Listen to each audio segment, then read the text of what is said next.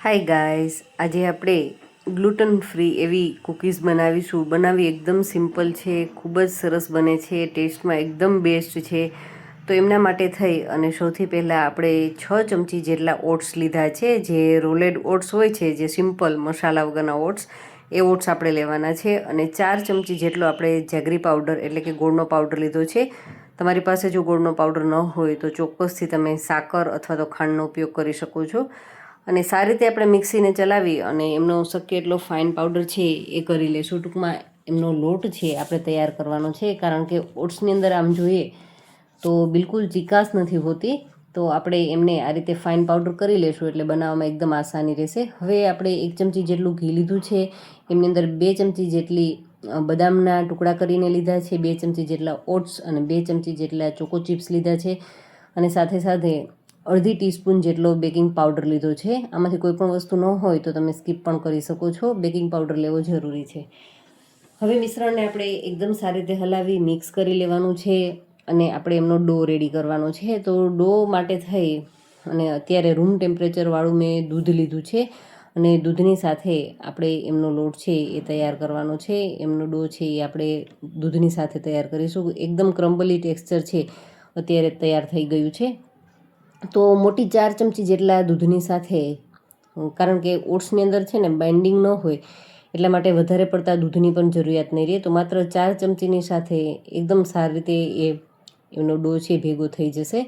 તો અત્યારે તમે જોઈ શકો છો કે એ ડો ફોર્મમાં આવી ગયું છે. વધારે હવે દૂધની પણ જરૂરિયાત નથી. તો બસ માત્ર આપણે હાથની મદદથી હળવા હાથે બધું મિશ્રણ છે મિક્સ કરી અને ત્યારબાદ એક બેકિંગ ટ્રે લેશું. અને જો તમારી પાસે ઓવન ન હોય તો ચોક્કસથી કડાઈની અંદર પણ એકદમ સારી રીતે આ કૂકીઝ છે બની અને તૈયાર થઈ જશે.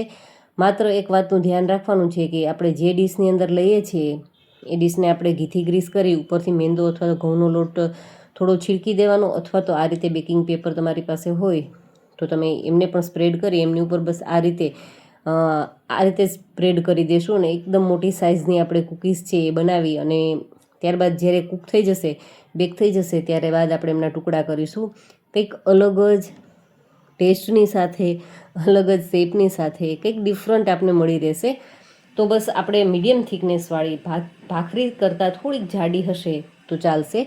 વધારે પડતી પાતળી પણ નહીં કરીએ અને વધારે પડતી થિકનેસ નહીં રાખીએ, જેથી કરી અને એકદમ સારી રીતે બેક થઈ શકે.